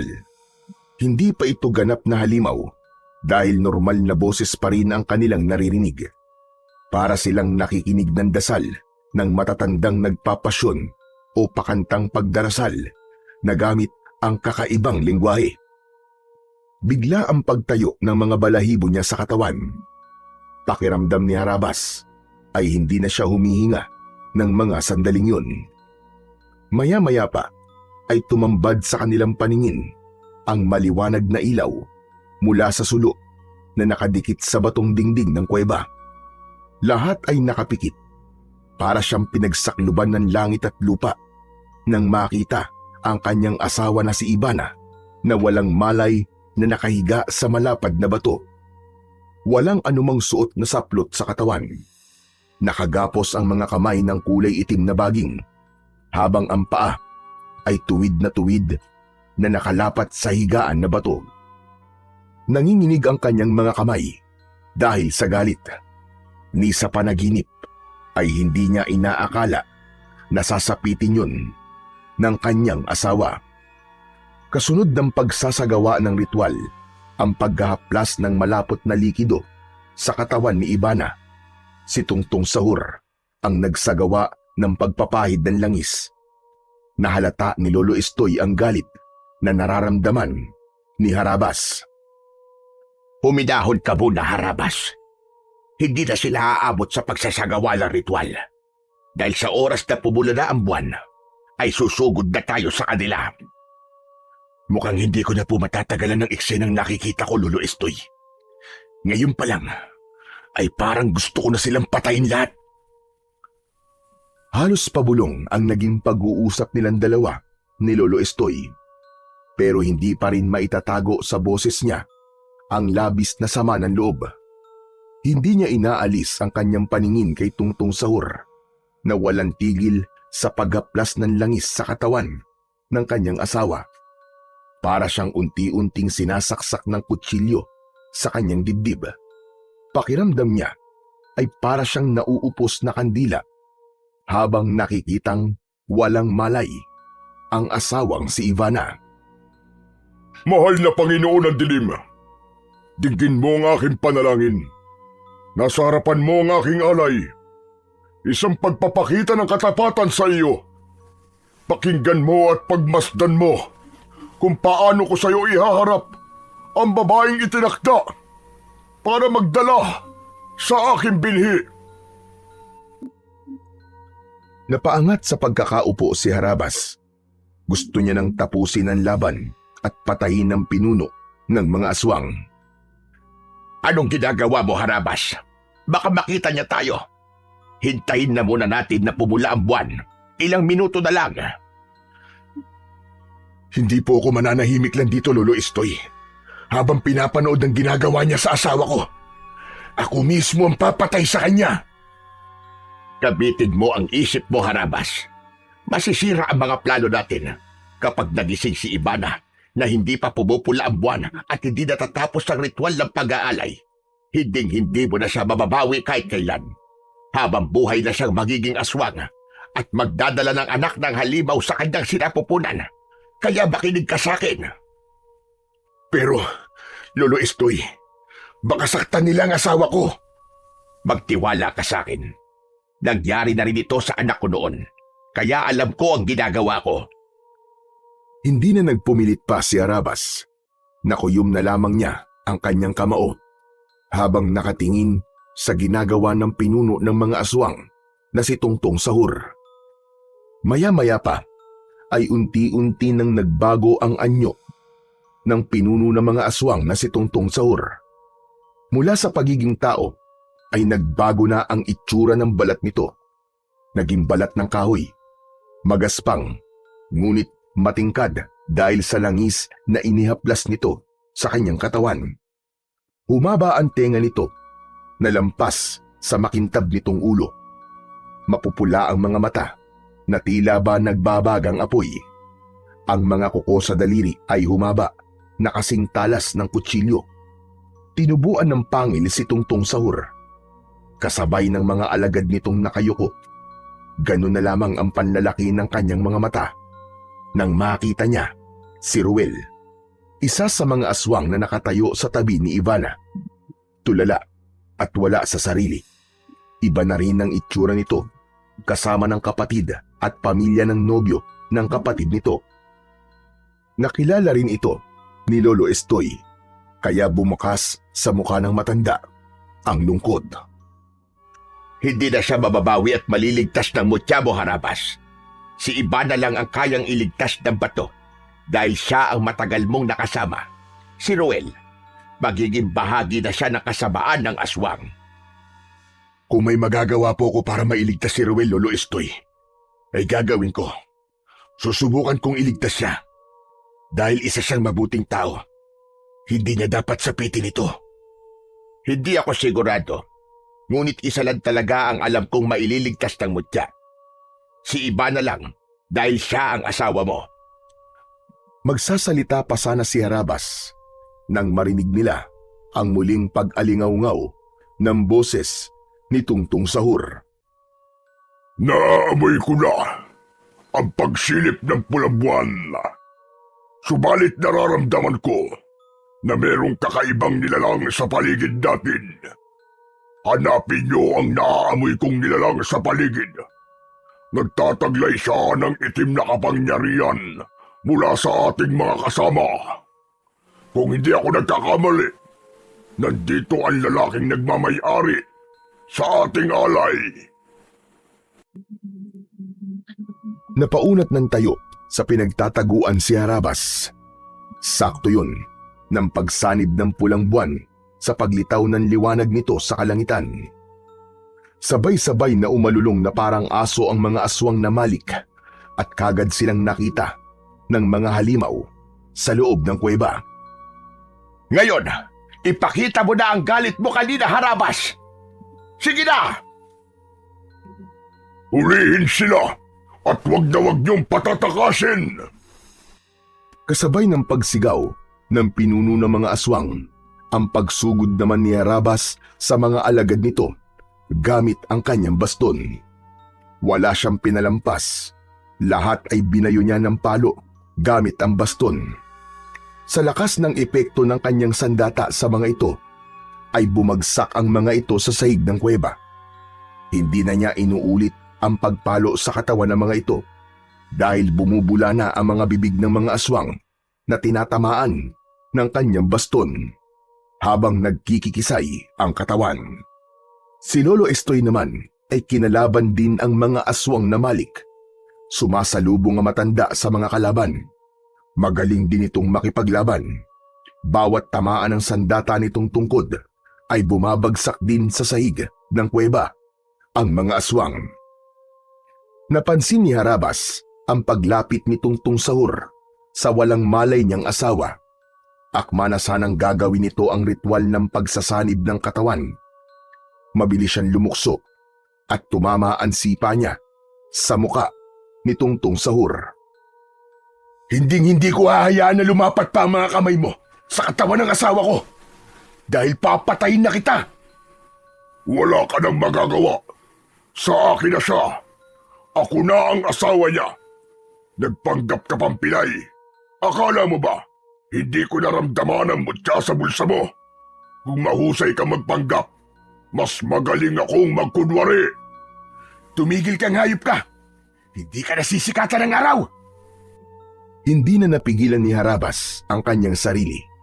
Nilabanan niya ito gamit ang kanyang baston. Ngunit hindi ito tinatamaan ng bawat pag-atake niya. Para bang alam nito ang epekto ng kanyang sandata.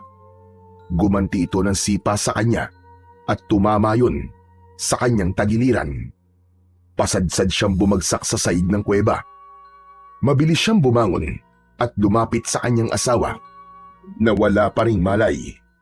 Kaya naman, sumugod siya ulit kay Tungtung Sahur. Sa muli niyang pag-atake ay naiwasan nito ang kanyang suntok. Umikot siya sa ere at magkakasunod na pagpalo sa katawan nito ang ginawa niya. Tinamaan niya ito sa leeg, ngunit hindi ito bumagsak. Sa halip ay nahawakan nito ang kanyang kamay. Dikitan ang kanilang laban habang nag-aagawan sa baston. Halata niyang napapaso ito sa kanyang sandata. Naalala niyang may talim ang kanyang baston, kaya sa pagpihit niya sa katawan nito ay nabunot niya ang talim at diretso yung isinaksak sa leeg ng pinuno ng mga aswang. Nagmistulang gripo ang dugong lumalabas sa sugat nito. Sabay bunot niya ng talim sa leeg nito. Napaluhod ito sa lupa habang pasigok-sigok. Pilit na tinatakluban ng kamay ang nabutas nitong leeg. Hinawakan ni Harabas ang baston, sabay palo ng napakalakas sa pagmumuka ng aswang. Nagkikikisay ang katawan ni Tungtung Sahur nang bumagsak ito sa sahig ng kuweba. Yan ang pinakamalupit na parusa para sa mga nilalang na kagaya mo. Inilabas ni Harabas ang mutya ng pusod ng supremo ng mga aswang, saka itinaas sa ere. Lahat ng mga nakahandusay sa sahig ng kuweba na tinamaan ng kanyang baston ay nahigop ang itim na usok sa katawan ng mga ito, kasabay ng pagliyab ng katawan ng mga aswang. Akma na sanang haharap si Harabas sa gawin ng matanda nang bigla niyang naramdaman sa kanyang leeg ang malakas na kamay ni Ivana. Nagkamalay na ito. Mapupula ang mga mata nito, habang si Lolo Estoy naman ay nagulat din sa ginawa ni Ivana. Pigil ng matanda ang nagwawalang aswang na si Ruel. Balak nilang iligtas pa rin si Ruel. Gawin mo na ang sinabi ko. Iligtas mo si Ivana, Harabas. Bilisan mo! Nakapikit na nagpumigla si Harabas mula sa pagkakasakal sa kanya ng kanyang asawang si Ivana. Ivana, asawa ko! Ako to, si Harabas! Mahal ko, gumising ka. Labanan mo ang itim na kapangyarihan na bumabalot sa katawan mo! Mas lalong bumaon ang mga kuko nito sa kanyang leeg, kaya wala na siyang ibang paraan kundi ang sakta ng asawa gamit ang baston. Pinalo niya ito sa braso kaya't nabitiwan siya nito, kasabay ng pagtaas niya sa ere ng kanyang mutya. Isang mapusok na halik ang ginawa ni Harabas sa labi ng kanyang asawa. Ramdam na ramdam niya ang malakas na enerhiyang humigop sa itim na kapangyarihang bumabalot sa katawan ni Ivana. Kasunod ng isang mahigpit na yakap. Huminga ng malalim si Ivana hanggang sa nawalan ito ng lakas na napaupo sa kanyang harapan. Dali-daling hinubad ni Harabas ang suot niyang damit at isinuot yun sa hubad na katawan ng kanyang asawa. Nawala na ang bakas ng pagiging aswang nito at bumalik na ang dating kulay ng mga mata nito. Diyos ko, salamat! Ligtas na ang asawa ko! Mahigpit at punong-puno ng pagmamahal na niyakap ni Harabas ang kanyang asawa. Tinawag nito ang pangalan niya. Nakilala siya nito at gumanti rin ng yakap sa kanya. Ipinaliwanag niya rito ang mga nangyari at napahagulgol ito ng iyak. Samantalang si Ruel na patuloy sa pag-angil ay nilapitan na rin ni Harabas. Patawarin mo ko, kaibigan. Ngunit kailangan kong gawin ito. Hindi ko alam kung magtatagumpay ako sa pagtanggal ng hawa ng aswang sayo. Kung ano man ang magiging resulta, patawarin mo ko, kaibigan. Pinalo ng 2 beses ni Harabas ang lalaki gamit ang baston. Kasunod ang pagtaas ng mutya sa ere. Ipinaliwanag ni Harabas kung paano naging mabuting tao si Ruel kay Lolo Estoy. Ipinaalala niya rito ang natatandaan niyang sinabi nito sa kanya. Ganon din ang pagpapalaki ng mga magulang nito kay Ruel. Tumulo ang luha sa mga mata ni Ruel. Sinabi mo sa akin, Ruel, na pinalaki kayong mabuting tao ng mga magulang mo. Kaya labanan mo ang kasamaang bumabalot sa katawan mo, Ruel. Labanan mo! Isang kulay itim na usok ang lumabas mula sa katawan nito. Katulad ng nangyari kay Ivana, himalang nawala ang hawa nito at bumalik sa dating kulay ang katawan, pati na ang mga mata. Isang hindi maipaliwanag na himala ang nangyari kay Ruel. Tunay na ang pagiging mabuting tao ang malakas na sandata laban sa kasamaan. Nagawa mong iligtas si Ruel, Harabas. Maraming salamat. Napakahusay ng ginawa mo. Hindi maipaliwanag ni Harabas ang saya na kanyang nararamdaman ng mga sandaling yun. Habang yakap niya ang kanyang asawa na si Ivana, may dinukot si Lolo Estoy sa bulsa nito habang nakangiti. Harabas, kailangan mong malaman ang totoong nagligtas sa inyo. Maliban sa Diyos, ay ang pagmamahal ng inyong anak na si Val. Ano?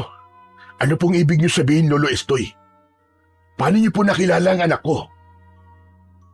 Itinaas ng matanda ang kulay dilaw na papel at ipinakita nito sa kanya ang sulat kamay ng kanyang anak na si Val.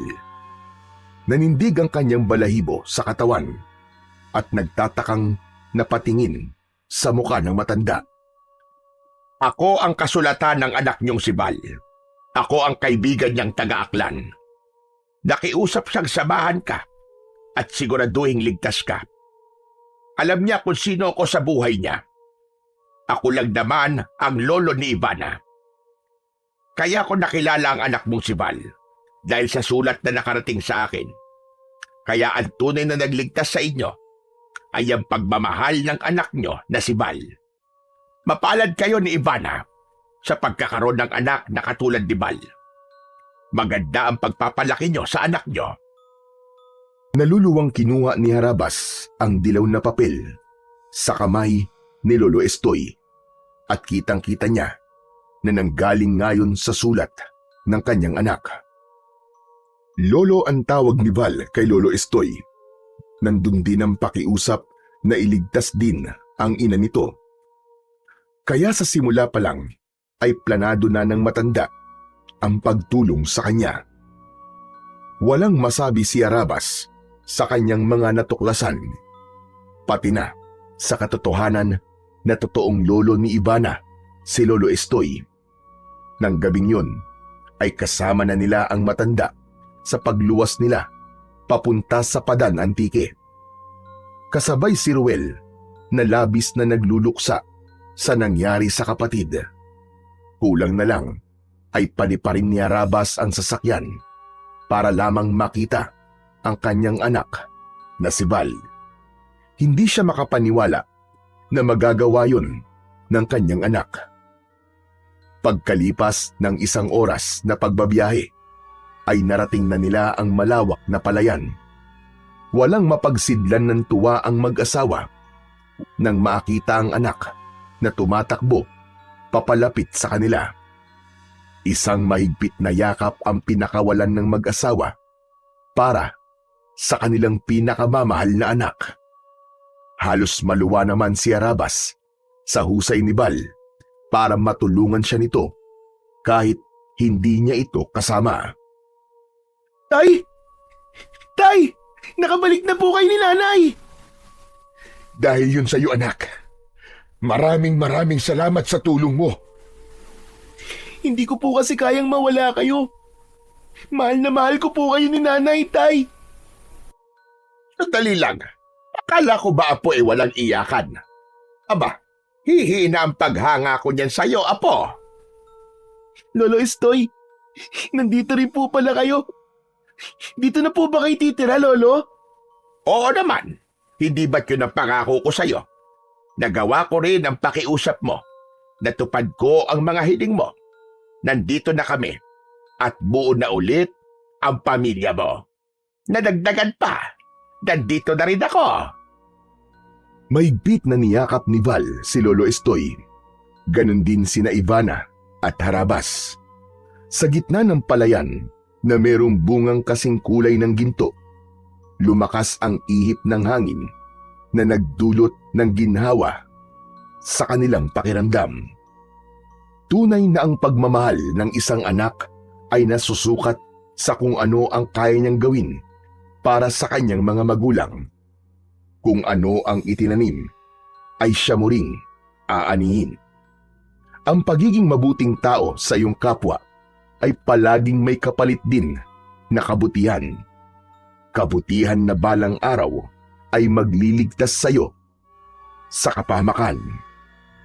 Nanatiling nasa kamay ni Harabas ang mutya ng pusod ng supremo ng mga aswang. Ginamit niya yun sa kabutihan bilang manunugis ng mga aswang.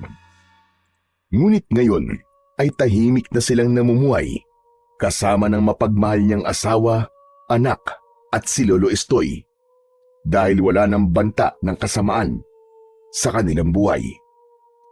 Nanatili silang tahimik at payapang namumuhay sa kanilang baryo na puno ng pagmamahalan at nangako sila sa isa't isa na kahit kailan ay hinding-hindi na sila magkakahiwalay at magkakasama at tulong-tulong silang haharap sa bawat pagsubok ng buhay.